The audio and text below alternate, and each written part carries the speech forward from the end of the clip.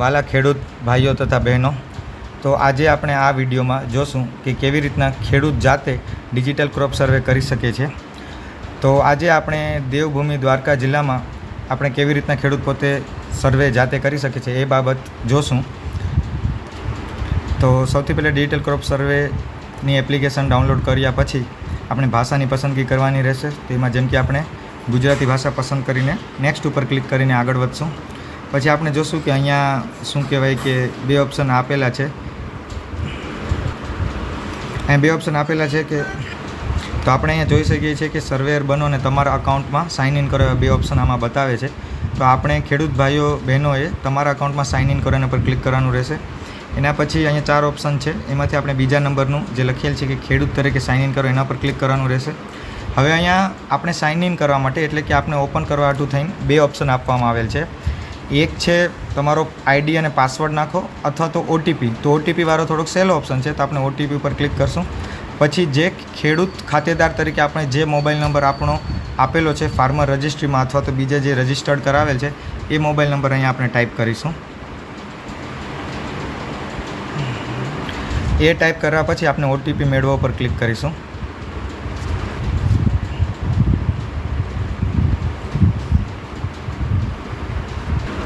તો આપણે જે ઓટીપી આવેલ છે એ અહીંયા આપણે નાખવાનો રહેશે.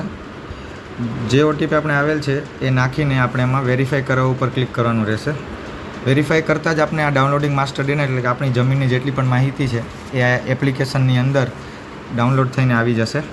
આપણે જોયું આની અંદર કે જે પહેલાં આપણે નંબર નાખ્યો તો એ ખોટો હતો એટલે લખેલું આવ્યું કે આ નંબર પર કોઈ પણ રજિસ્ટર્ડ નથી. એટલે ખેડૂત જો ખોટો નંબર નાખશે એમાં તો એમાં લખેલું આવી જશે નીચે કે આ નંબર ઉપર કોઈ રજિસ્ટ્રેશન થયેલ નથી. હવે આપણે જોશું કે આ જે ખેડૂત ભાઈ છે એ આપણે શું કે દેવભૂમિ દ્વારકાના ભાણવડ તાલુકાના વેરાડ ગામના છે. તો એમના પાક સંરક્ષણ કરો અને માસ્ટર ડેટા એવા બે ઓપ્શન છે.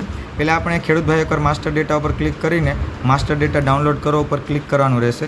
એટલે જે પણ જમીનની માહિતી છે, જે જમીન એમના નામે એમને ફાર્મર રજિસ્ટ્રીમાં બતાવેલ છે એનો ડેટા આમાં આવી જશે.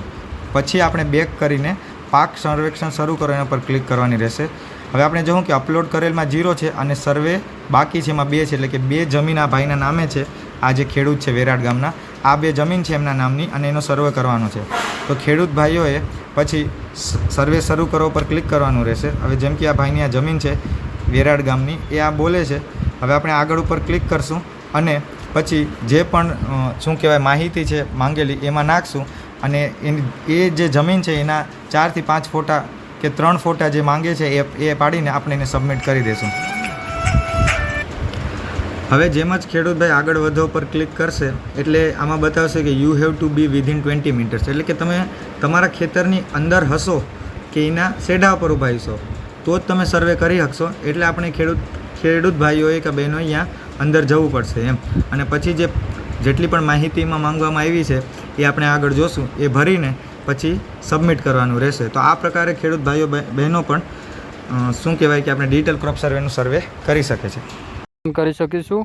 અત્યારે આપણે 579 સર્વે નંબર ઉપર ઊભા છીએ, તો 579 નાખી અને આગળ વધીશું. સર્વે શરૂ કરો. ત્યારબાદ આપણે કઈ જગ્યાએ ઊભા છીએ એનું લોકેશન બતાવી દેશે અને એ સર્વે નંબરનો કેટલો વિસ્તાર છે એ બ્લુ ટિકથી આપણને બતાવી દેશે. ત્યારબાદ આગળ વધો. કણબી લાલજીભાઈ કોનજીભાઈ કે જેમનું આ ખેતર છે અને એ ખેતરનો વિસ્તાર છે 1.5815, 1 હેક્ટર 58 ગુંઠા. આગળ વધીશું. બિનખેતી હેતુ માટે જમીનનો ઉપયોગ થાય છે તો કે ના. આગળ વધીશું. કે પડતર કે ખાલી જમીન તો કે હા. તો કેટલા વિસ્તારમાં પડતર છે તો આપણે અત્યારે દેખાય છે અંદાજિત 0.12 ગુંઠા બતાવે છે પડતર, તો 0.12 અને તેના 3 અલગ અલગ ફોટા આપણે લઈશું.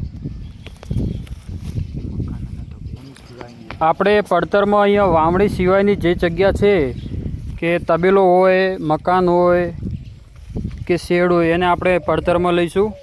પડતરના આપણે 3 અલગ અલગ એંગલથી 3 ફોટા લેવાના છે.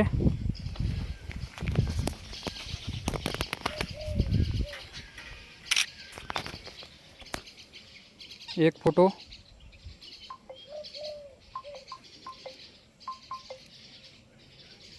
જે અપલોડ થશે ત્યારબાદ બીજા ફોટા ઉપર આપણે કરીશું ક્લિક.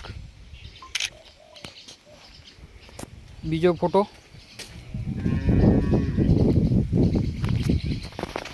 ત્યારબાદ આપણે ત્રીજો ફોટો લઈશું જે બોર અને ટાંકું છે.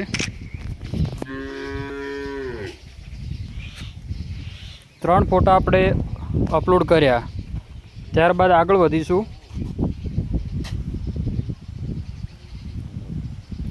અહીંયા હાર્વેસ્ટ પાક કરેલો છે કે નહીં, તો આપણે જોઈએ છીએ કે અહીંયા મગફળીનો પાક છે જે અત્યારે આપણને ખેતરમાં ઊભો છે, તો હાર્વેસ્ટ કરેલો છે તો કે ના.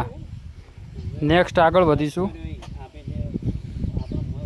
પેરેલિયર પાક, પેરેલિયર એટલે બહુ વર્ષાયું, જેમ કે દાડમ છે, બાગાયતી પાકો એ હોય તો યસ અને ના હોય તો નો કરવાનું.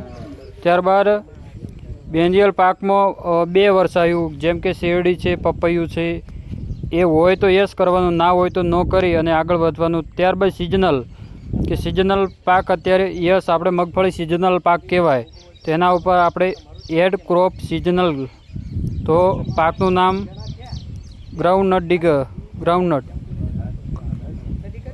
પછી crop variety hybrid, enter sewing date, તો વાવેતર ડેટ છે એ આપણે આપણા ખેડૂતના કહેવા મુજબ 23 જૂન છે. ઓકે કરીશું. ત્યારબાદ વિસ્તાર છે, અહીંયા આપણે બચ્યો વિસ્તાર છે 1 હેક્ટર 46 ગુંઠા, તો આપણે બાકીનો જે વિસ્તાર છે એ પૂરેપૂરો આપણે ખેતી લાયકમાં બતાવી દઈશું. ઇરિગેશન ટાઈપ તો પીએચ છે, મગફળી છે એટલે અહીંયા ખેડૂત બોરવેલથી સિંચાઈ કરે છે.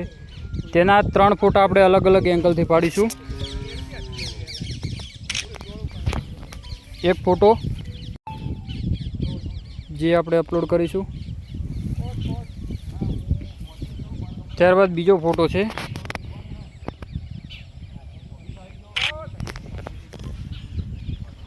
બીજો ફોટો આપણે અપલોડ કરીશું. ત્યારબાદ ત્રીજો ફોટો આપણે નજીકથી પાડીશું જેથી પાકની ઓળખ થઈ શકે.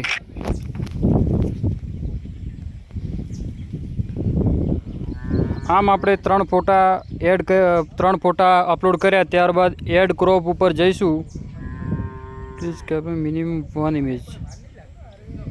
આપણે ફરીથી અહીંયા ફોટા પાડીશું, વ્યવસ્થિત અપલોડ નથી થયા.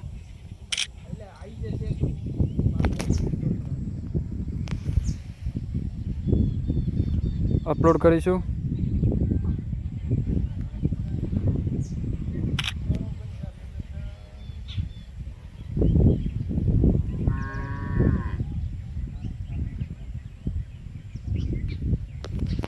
ત્યારબાદ ત્રીજો ફોટો લઈશું આપણે.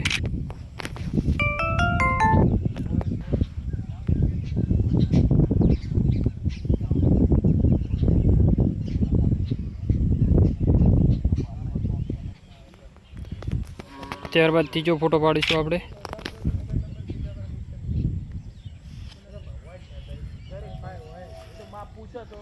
એડ ક્રોપ ઉપર કરીશું. ત્યારબાદ આપણે વધારાનો પાક હોય તો એડ કરવાનો છે, પણ અહીંયા ખેડૂતના કહેવા મુજબ 100% મગફળીનું વાવેતર કરેલ છે, તો આપણે નેક્સ્ટ ઉપર ક્લિક કરીશું. અહીંયા આપણો તમામ ડેટા જે આપણે માહિતી નાખી છે એ બધી બતાવશે. ત્યારબાદ છેલ્લે આપણે I have verified media file and other data, એના ઉપર રાઈટ ક્લિક કરી અને સેવ કરી નાખીશું. સેવ કરશું જેથી આપણો ડેટા અપલોડ ડેટા છે એમાં બતાવી દઈશું. આપણે અગાઉ એક સર્વે કર્યો છે અને અત્યારે આ બીજો સર્વે કર્યો છે. જે તમે સર્વે કર્યા પછી વ્યૂ કરીને તમે શું ડેટા નાખ્યું છે અને તમામ માહિતી આપણે જોઈ દઈશું. આમ મિત્રો જોવા જઈએ તો આ બધી માહિતી એકદમ સરળ છે, કંઈ વધારે ટેન્શન લેવાની વાત નથી. એક દિવસ